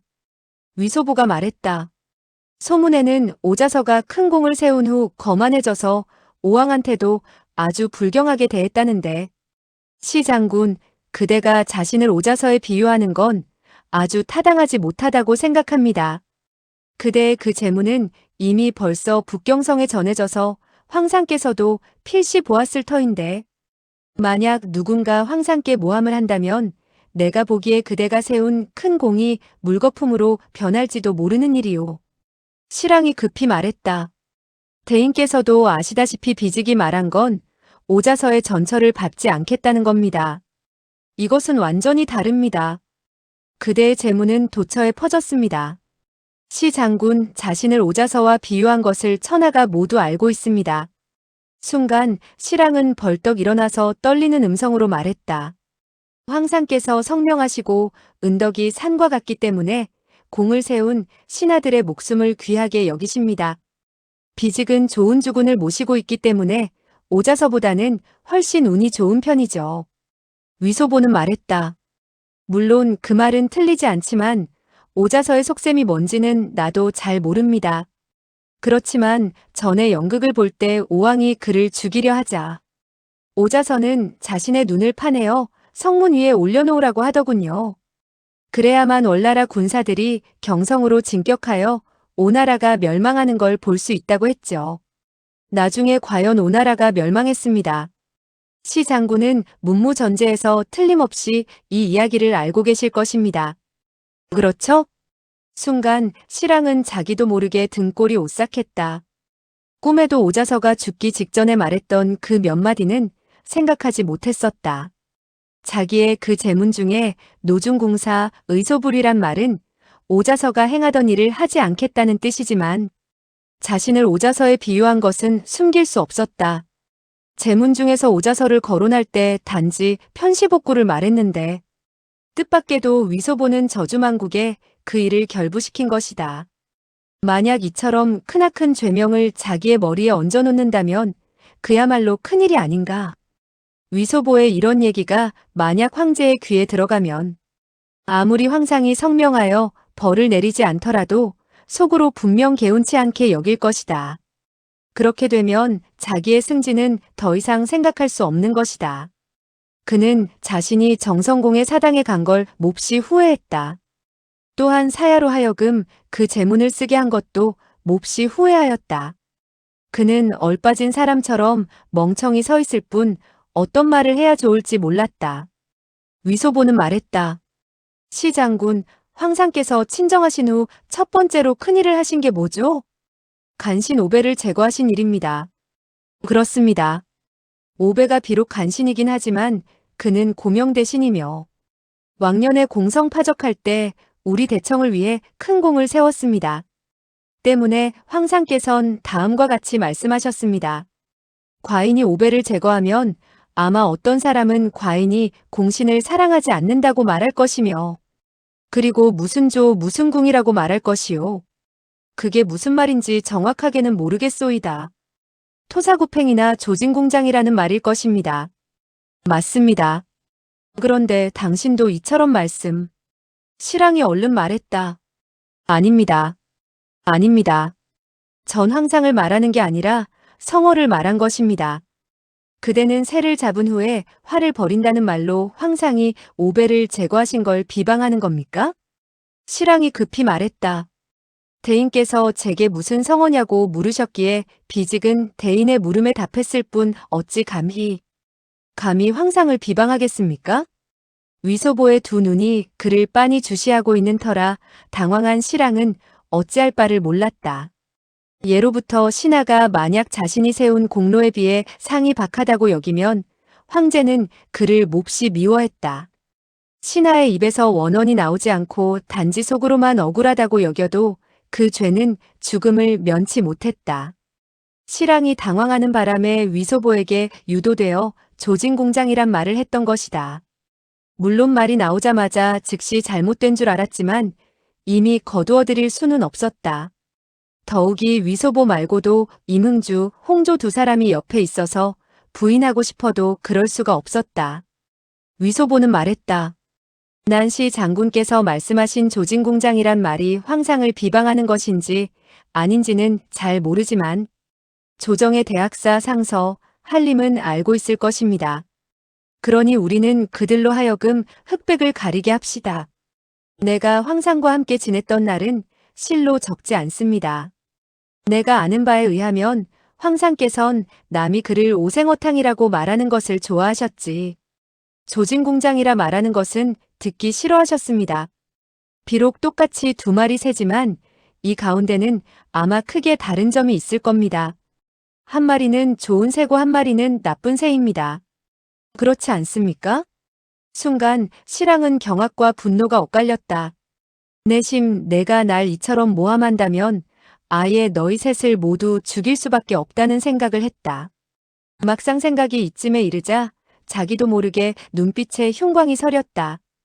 위소보는 그의 돌변한 얼굴을 보고 내심 놀랐다. 그는 즉시 억지로 웃음을 지으며 말했다. 시 장군, 한번 내뱉은 말은 다시 거두어드릴 수 없는 것이요. 그대가 갈 수 있는 길은 두 가지 길뿐입니다. 첫째는 즉시 나와 임흥주, 홍조 세 사람을 죽인 다음 나의 부인들과 아들까지 모두 죽이는 것입니다. 그러한 뒤 대만으로 군대를 끌고 가 자립하여 왕이 되는 겁니다. 다만 그대가 통솔한 군대가 모두 대청의 관병이라 그대를 따라 반란을 일으킬지 궁금하군요. 더욱이 대만의 군민들도 그대를 따를지 모르겠습니다. 이때 실랑은 속으로 한참 이 일을 궁리하고 있었는데 그가 자기의 속셈을 꿰뚫어 보자 즉시 흉광을 거두며 급히 말했다. 비직은 절대로 그런 뜻을 품지 않았습니다. 그러니 대인께서는 지나친 의심으로 비직의 죄명을 무겁게 하지 마십시오. 그런데 대인께서 말씀하신 두 번째 길은 어떤 것인지 감히 여쭈어 보겠습니다. 위소보는 그의 말투가 부드러워지자 안도의 한숨을 내쉬며 말했다. 두 번째 길은 필히 형제와 임흥주, 홍조 두 분의 도움이 있어야만 이루어질 수 있습니다. 조금 전에 시 장군께서 황상을 거론할 때 확실히 오자를 말씀하셨고 황상을 오생어탕이라 평가하신 건 아주 잘하셨습니다. 훗날 형제가 황상을 뵙게 되면 틀림없이 시 장군의 충성심을 말씀드릴 것이며 아울러 시 장군이 만약 오자서라면 오왕의 강산을 만만 년 동안 보존했을 뿐만 아니라 서시 같은 미인은 물론이고 동시, 남시, 북시, 중시마저도 한꺼번에 모두 강탈하여 오왕께 바쳤을 것이라고 말씀드릴 겁니다. 오자서가 연연하고 있는 건 오로지 자신이지만 시 장군이 연연하는 건 우리 대청의 성명천자가 아닙니까? 마음이 올바르면 좋은 결과가 있기 마련입니다. 이렇게 되면 황상께서는 농공행상을 하시면서 시 장군께 자연히 큰 벼슬을 내리실 것이요. 이러한 말을 듣게 된 실랑은 실로 기분이 좋아졌다. 그는 급히 읍하며 말했다. 만약 대인께서 황상께 이처럼 미언을 해주신다면 비직은 영원히 대인의 은덕을 잊지 않을 겁니다. 위소보는 몸을 일으켜 답례하고 나서 웃으며 말했다. 이 얘기들은 별로 어려운 얘기가 아니오. 내 기분이 좋을 때 자연히 황상께 말씀드릴 것이오. 실랑은 내심 생각했다. 만약 너를 대만에 가지 못하게 하면 내 녀석의 기분이 어떻게 좋아질 수 있겠느냐? 그는 의자에 앉으며 말했다. 대만은 이제 막 평정됐기 때문에 민심이 안정되지 않았습니다. 그래서 비직은 황상께 주명하여 위존망중한 대인 한 분을 파견하게 할 생각입니다. 그래서 그분으로 하여금 성상의 덕음을 드러내게 하여 백성들을 안심시키는 것입니다. 전 이 대인이란 분으로 위 대인이 제일 적합하다고 생각합니다. 비직은 즉시 황상께 배표하여 대인을 대만의 선무로 강제하시길 간청하겠습니다. 위소보는 고개를 저으며 말했다. 그대가 배표 상경하여 황상의 지휘를 기다린다면 오고 가는 시간이 있기 때문에 몇 달은 지체될 것이요.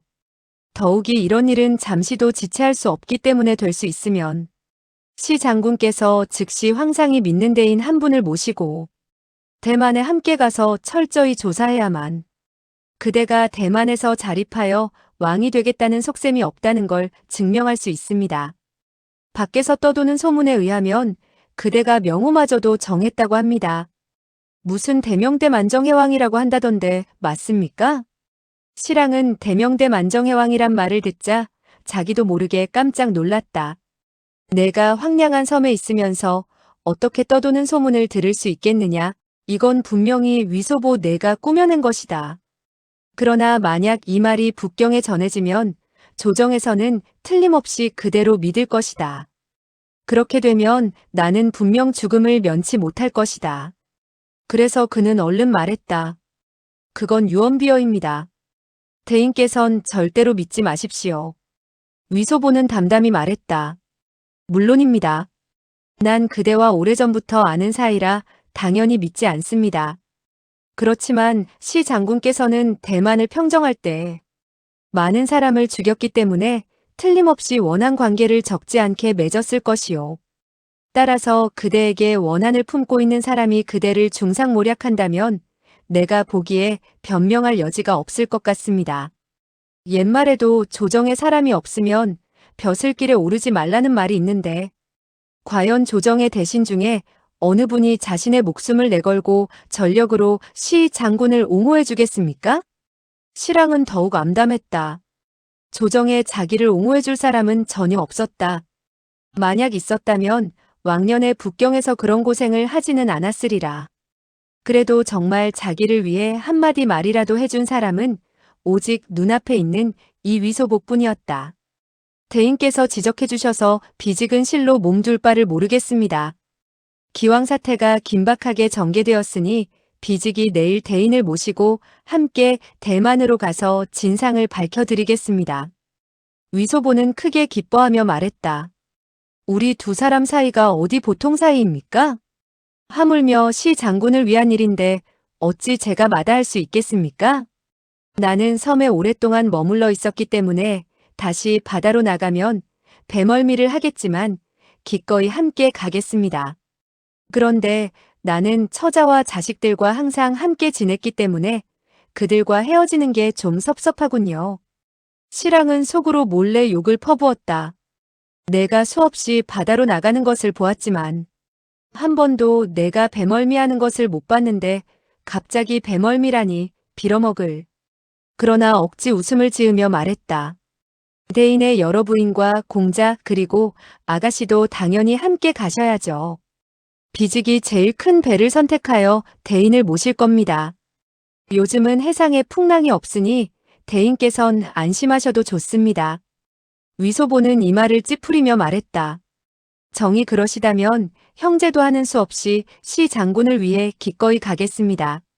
다음 날 위소보는 7부인과 호두, 동추 2아들과 쌍쌍이란 딸을 대동하고 시랑의 기함에 올랐다. 팽참장이 저지하려 하자 시랑이 즉각 명령을 하달하여 그를 큰 나무에다 묶었다. 이윽고 배들은 닻을 올리고 대만을 향해 미끄러져 갔다. 위소보는 수년 동안 머물러 있었던 통을도를 바라보고 웃으며 말했다. 노름꾼이 이미 섬을 떠났으니 여기는 더 이상 통을도라고 부를 수 없습니다. 우리가 이름을 고쳐줘야 할 텐데. 시랑은 말했다.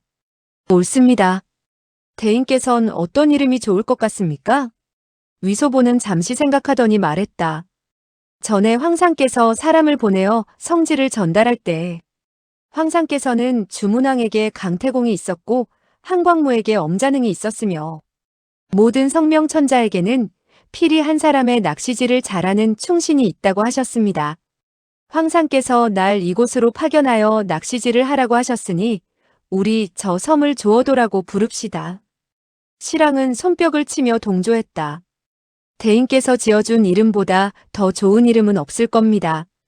한편으론 황상을 주문왕 한광무에 비하여 칭송하고 한편으론 대인께서 강태공처럼 문무전제하시고 엄자능처럼 천고풍화한 걸 드러내는 이름이군요.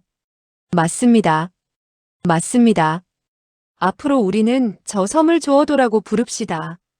위소보가 웃으며 말했다.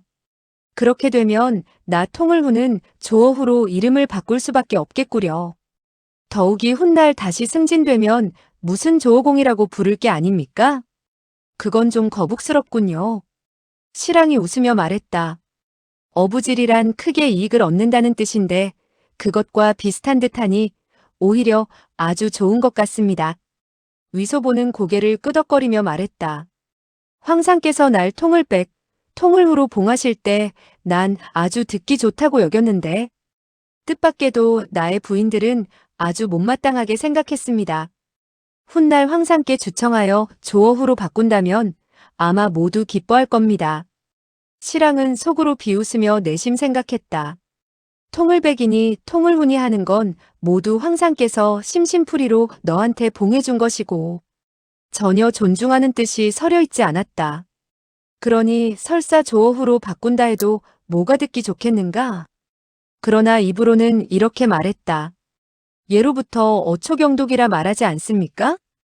어부가 서열로 따지면 첫 번째이고 글 읽는 사람은 네 번째입니다. 따라서 조어공, 조어왕이란 봉호가 장원, 한림보다 훨씬 존귀합니다. 하루가 채 지나기 전에 위소보가 탄 실랑의 기함은 대만에 도착하여 안평부에 상륙했다. 가는 길에 이문조와 홍조는 옛날에 정성공이 어떻게 홍모병을 대파했는지 손짓까지 해가며 위소보에게 들려주었다. 이때 위소보는 아주 흥미진진하게 듣고 있었다. 실랑이 그를 대만에 데려왔기 때문에 더 이상 그를 비꼬지도 않았다. 실랑은 장군부에서 성대한 연회를 베풀어 위소보를 극진히 대접했다. 그런데 한참 술을 마시고 있을 무렵 갑자기 경성에서 유지가 당도했다. 실랑은 급히 밖으로 나가서 성지를 받았다. 그러나 돌아올 때는 암담한 표정으로 말했다. 위 대인 성지입니다. 대만을 포기하라는군요. 이거야말로 큰일이 아닙니까? 위소보는 이상하다는 듯이 말했다. 대체 무슨 이유입니까? 실랑이 말했다. 비직이 전지대신께 알아낸 바에 의하면 조정의 대신들이 황상께 건의했다고 합니다. 그들은 대만이 홀로 해외에 동떨어져 있기 때문에 도적들의 소굴이 될 가능성이 많다는 것입니다. 때문에 조정에서 관리하기 어렵고 더욱이 대군을 파견하여 주둔하면 많은 군량이 소모되어 포기하기로 결심한 것이랍니다. 위소보는 잠시 생각하고 나서 되물었다.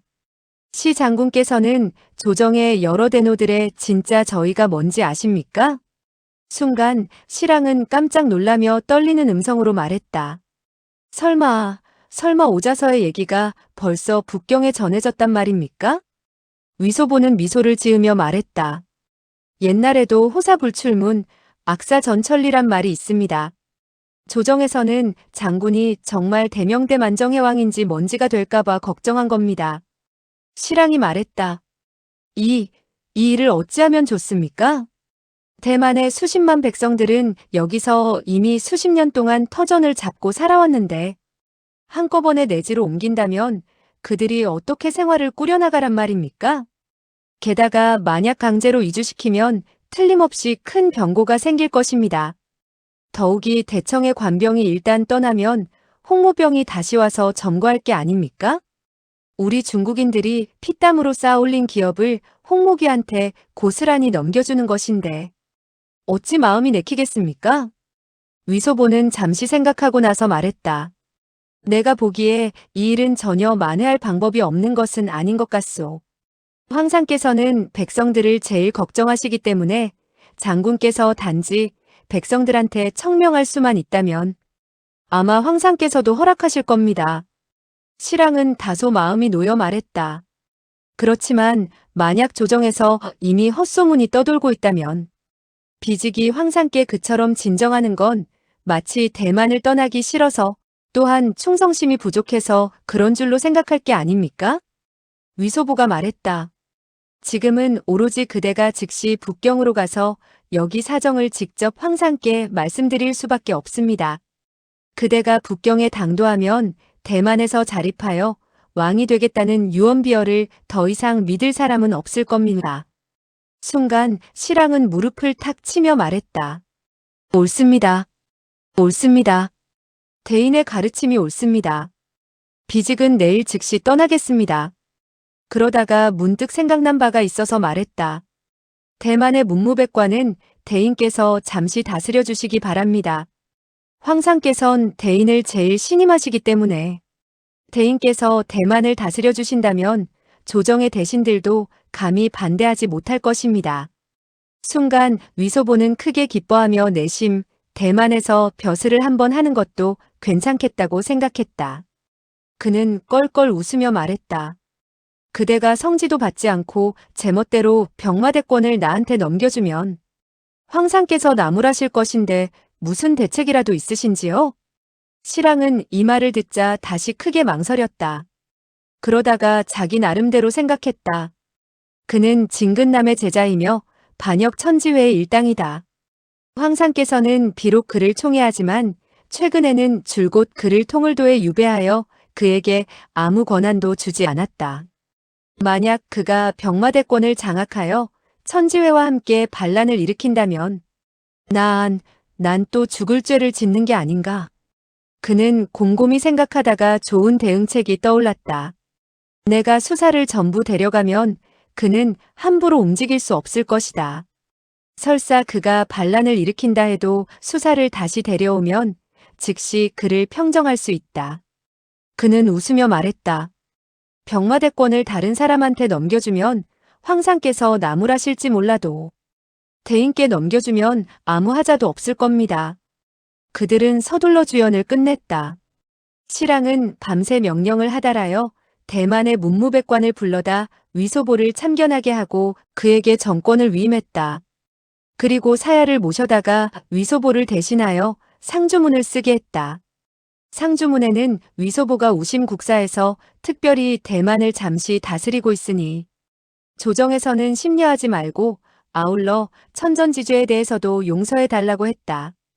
또한 대만의 백성들은 이미 오래전부터 편안한 생활을 하고 있는 것을 신하가 직접 목격했으니 철수하지 않는 게 좋을 것 같다고도 덧붙였다.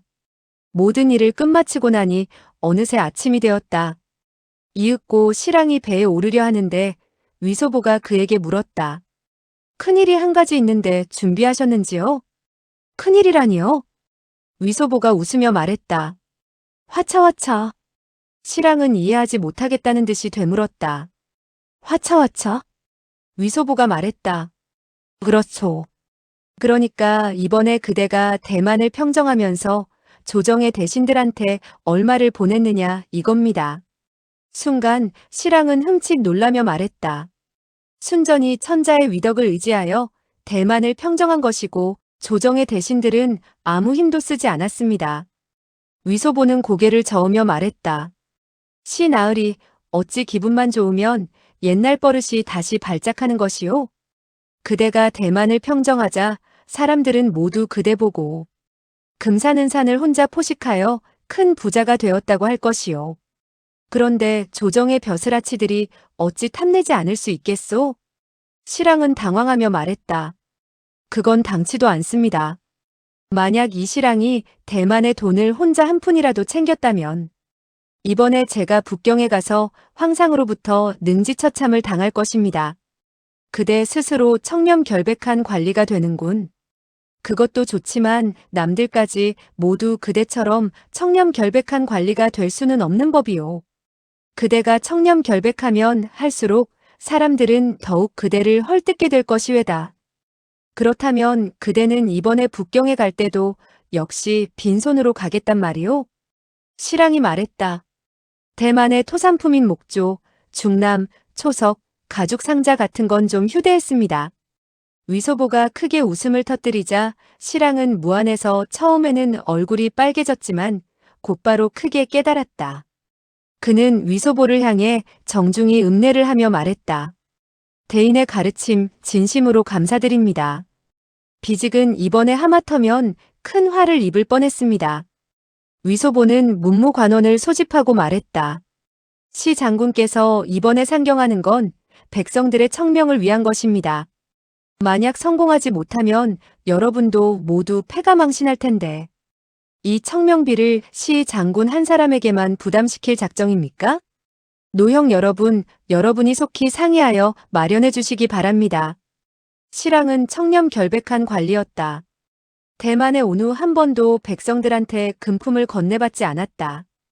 그런데 지금 위소보는 인수받자마자 첫 번째 명령이 바로 청명비를 징수하자는 것이 아닌가. 이 무렵 대만의 백성들은 내지로 거처를 옮겨야 한다는 소식을 전해 듣고 모두 시리에 빠져 있었다. 그런데 실랑이 위소보가 제시한 계책대로 상경하여 백성들을 위해 청명한다는 걸 알게 되자 청명비를 아낌없이 내놓았다. 다행히 대만의 민간인들이 부유해서 반나절 동안에 30여만 냥의 은자가 거쳤다.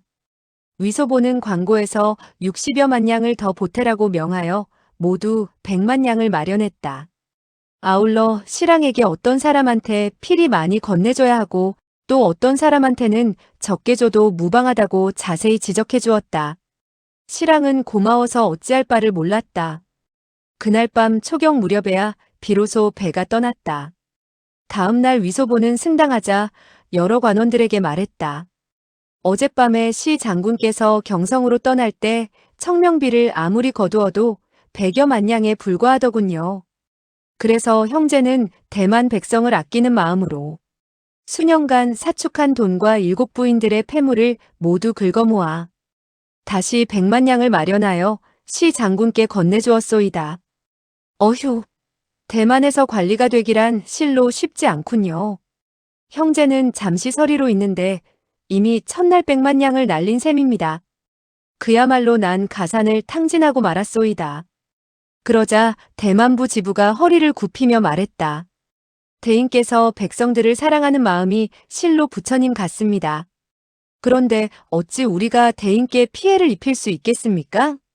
공금에서 보탠 60여만 냥은 물론이고 위 대인께서 개인적으로 장만하신 100만 냥도 대만 백성들이 모두 부담하겠습니다. 위소보는 고개를 끄덕이며 말했다. 그대들도 모두 적지 않은 돈을 내놓았기 때문에 하나같이 주머니가 비었다는 걸 나도 알고 있습니다. 하지만 그대들이 수많은 돈을 내놓는 건 따지고 보면 모두 백성들을 위한 일이 아닙니까? 그러니 공금을 축낸 것도 당연히 각 지방에서 부담하셔야지 우리같이 청렴한 관리가 무슨 돈이 있습니까? 하루 세끼 찾아먹고 입에 풀칠하기에도 벅찬 형편이죠. 그러나 그만큼 백성을 사랑하는 것도 사실이죠. 그러니 여러분은 다소 손해보더라도 본전만 거두어드리세요. 이걸 소위 애민여자라고 하지 않습니까? 그러자 관리들은 모두 크게 기뻐하며 일제히 고맙다고 치하했다. 심지어 이위 대인이란 분은 과연 좋은 상관이라고 생각했다. 위소보는 첫날 등청하자마자 100만 냥을 횡령했다. 그러니 앞으로 그의 재원은 무궁무진하게 솟아나는 샘물과 같을 것이 분명했다. 며칠 후 위소보는 제품을 준비하라고 분부하고 정성공의 사당에 가서 제사를 지냈다. 그는 이 명진천하한 국성야란 분이 도대체 어떻게 생겼는지 보고 싶었다. 이윽고 사당에 당도하여 고개를 들고 바라보니 정성공의 초상화가 단정하게 의자 위에 놓여 있었다. 얼굴은 타원형이고 윗입술과 아랫입술, 턱에는 모두 짧은 수염이 달려 있었다. 두 귀는 아주 컸지만 눈은 실눈이었고 눈썹은 반달처럼 생겨서 자상하게 보였다. 그러나 영웅적인 기계는 찾아볼 수가 없었다. 위소보는 실망하여 종관에게 물었다. 국성야의 용모가 정말 저렇게 생겼습니까? 임흥주가 말했다. 이 초상화는 국성야 본인과 아주 닮았습니다.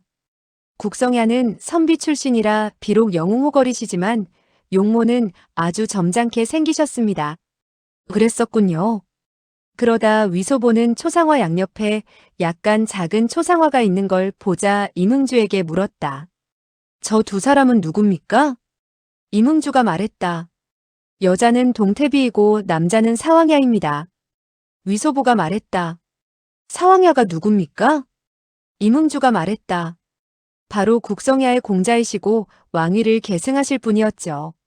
위소보는 고개를 끄덕이며 말했다. 아, 바로 정경이군요. 어쩐지 전극상 그 녀석과 약간 닮았다 했습니다. 그런데 우리 사부님이신 군사의 초상화는 어디에 있죠? 임흥주가 말했다. 진 군사님의 초상화는 없습니다.